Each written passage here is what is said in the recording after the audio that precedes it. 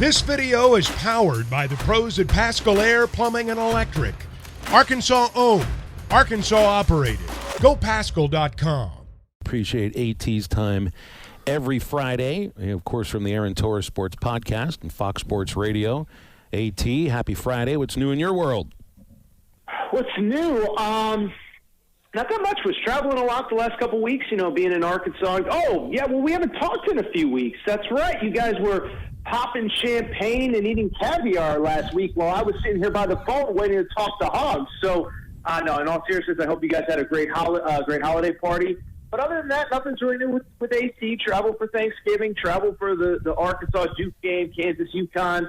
But I am essentially here here in California until the new year. So nothing big over these next few weeks. Obviously, be watching a lot of college football, a lot of college basketball. I will be attending the Rose Bowl. I'll be doing post-game coverage on Fox Sports Radio. So it'll be a busy couple weeks. For us in sports, it doesn't slow down. But it's also a really fun couple weeks as well. And I hope for you guys, as well as me, that you stay busy, but you also get to spend time with some family. Rose Bowl coverage, man. That'll be great. So we know what you're doing on New Year's night. Pretty much what I'll be doing, which is watching the game. I'm just going to kind of just shut up when the game is over and then watch the next one. Well, it's actually really funny you say that, Phil, because my boss texted me last night. He said, hey, man, I know you're going to the game. You want to do some post-game, so it's 7 to 11 Pacific, which is 9 to whatever, 1 a.m. Eastern, Central Time, Arkansas time. And he said, I know you're going to the game. If you can't do it, it's fine. But if you want it, it's yours. And I said, well, listen, here's the deal. I was just going to go home and watch the Sugar Bowl from the couch anyway, so I might as well get to talk about it across the country. And obviously, I'll probably be on as that game goes final. So I'm with you, Phil. That's exactly what I told my boss. I said, look, man, I'm going to be watching it one way or another. I might as well get a chance to talk about it to the nation. So that'll be a really fun couple days. I will say this, guys, is I know that Fayetteville is obviously my favorite. My favorite SEC town. That goes without saying. It's just a fact. But we got a lot of Alabama fans coming out, and Ryan Fowler, who's a buddy of mine who hosts radio out there, he's coming out, and he tells me that there's a lot of fans coming. So I think it's actually going to be a really fun couple days in Pasadena with the Alabama fans coming, the Michigan fans coming, the parade.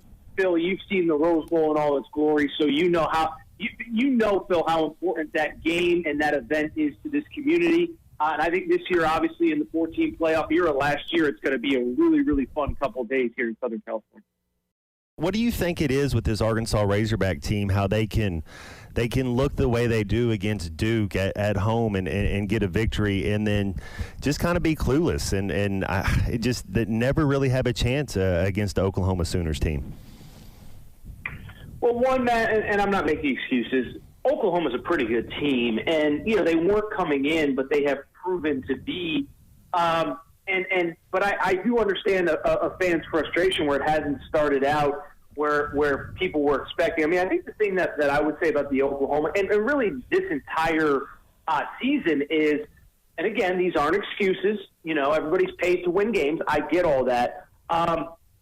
It does feel like the Hogs have been dealing with a lot of just little nicks and bumps and bruises and injuries. I mean, Tremont Mark obviously goes to Tremont Mark goes down in the Bahamas, obviously didn't play against Duke. Then the opposite happens. He comes back, and Trevin Brazil is out for a few days. Now, I know he played against Oklahoma, but he clearly wasn't 100%. So I'm not making excuses. Again, you're paid to win games, but I think all of that is part of it. And I think he played some really good teams. North Carolina right now only has, just a pair of losses. The Memphis team that you guys lost to obviously just took care of business against a good Texas A&M team a few days ago. So not excuses. These are all facts, and obviously you do want to get right heading into SEC play. Well, right now the SEC, I wonder about it. It's you've had as many as, 5 teams ranked, maybe 6. Right now you're down to 2, with Tennessee at 12, Kentucky at 14. That's the AP poll. I think Ole Miss is checked in at 25. And in the coaches poll, though, they're 9-0 and undefeated, so it took them being undefeated this late to finally get in. It's a big Saturday tomorrow for SEC teams. Really, the league overall. For Arkansas, I mean, it's different. You're playing Lipscomb. You just want to see them play a full 40 minutes and feel good about it. But NC State and Tennessee, Bama goes to Creighton, Vandy and Texas Tech. How about Kentucky, Carolina? How about that little one? You heard of those two schools? So, no, Phil, and you're right. And this is, by the way, doesn't this have a lot to do with what the net ranking will end up being for SEC teams once you get into March? There's no doubt. But that's what I was going to say. I was going to say the inverse of that. Yes, you need to win some of these games. You need to win a lot of them if possible.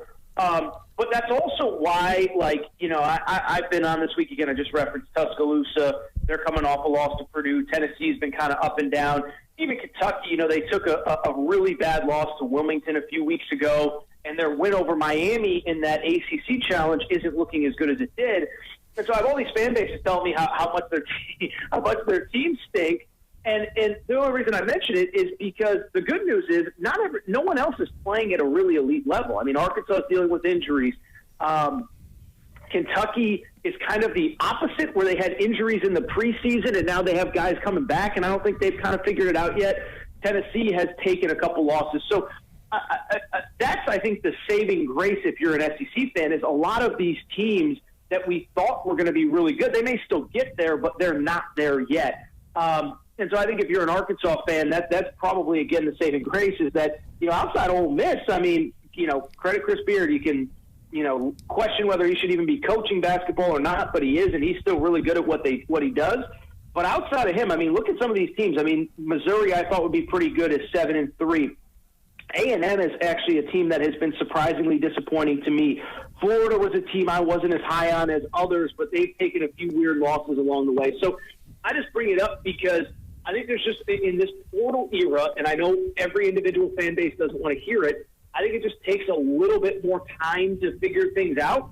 And I'll say this, if everybody's starting the race at about the same spot, which they will be heading into SEC play, nobody has pulled way ahead. There's not many coaches in that league, if any, that I would prefer, the start of SEC play with everything still trying to get figured out, then not many I'd prefer to take over Coach Musselman. Aaron, did you see Draymond Green's malicious punch that he threw? And I just wanted to get your thoughts on, have you seen anything like this from a player before? Maybe Grayson Allen tripping guys at Duke. It was kind of the longevity of it and just the repeated nature of it. What are your thoughts when you see this, and what do you think about Draymond Green? Yeah, it's really interesting, man. I don't think, to me, the only reason that I haven't talked about it on any of my shows, I don't think there's an interesting angle. I think he's been acting this way for years. I think it's been enabled for years by the league, by the Warriors, by the media of, was it really that? Even last year, there was some stuff in the playoffs and it was excused. So I bring it all up to say, I don't really know what there is to say. I was disappointed, as a matter of fact, when I saw that Steve Kerr said today, we just want to get him the help he needs. No, you don't. You don't care about that. You care because now he's suspended. You didn't care when he kicked Steven Adams in the groin 7 years ago in the playoffs, and I know there's a lot of crossover, probably Thunder fans that are listening to this show that remember it vividly. You didn't care about his mental well-being when he cost you an NBA championship potentially by getting suspended in the finals. You care now because he's actually being punished. So I'm not going to do the whole thing where I demand a certain amount of suspension and, diagnose him on air. I think what is very clear is whatever is going on, I just think has been enabled. And so to me, I just get kind of annoyed that now he's some sort of sympathetic figure that needs all this help. He's been acting this way for 7 or 8 years now. And because it was helping you win, because it was helping the league get ratings, nobody seemed to care until now. Fun Chargers game last night, huh? They fired Staley and Telesco just about 5 minutes ago, according to ESPN. Wow, what a shock that those guys would get axed the day after that. My gosh, Matt and I watched the first half of the game last night. I couldn't watch any more, and it got even crazier in the second half, I guess, reading about it. Well, it was funny, and I know we're up on it. If I go wrong, just cut me off. But two things is, one, I was kind of like, okay, I'll monitor this, but it's the Christmas holiday season. I haven't had much time to spend with my family, just because I've been traveling so much. And I said, I'll monitor it. And I look up and it's 21-0, and I'm like, okay, well, this is over. And then it kept getting worse, whatever. Living a couple things on that, though. One, I was on air, and this is one of the fun things about doing the Saturday night shift, is I was on air during that meltdown against the Jaguars in the playoffs last year. And, on national radio, it's sometimes hard to take calls that kind of engage everybody. But we opened up the phone lines, and it was as, spirited as I can ever remember of just, this guy's a clown. He doesn't deserve to coach this team. But the Los Angeles Chargers, for people who don't know the history, they're a notoriously and historically, at least with coaches, a cheap team. Now, they obviously gave Justin Herbert a huge contract, whatever. But, I had a buddy at Fox Sports Radio mention this. He says, what's the point of paying Justin Herbert all this money if you're going to give him a C-D head coach, which is exactly what this guy was. So you never want to see anybody fired. But I also, I'm not one of those guys, there's people in this business, we don't talk about another man's job. Well, if you stink at your job, it's kind of my job to talk about it. This guy, I think, has been largely in over his head from day one.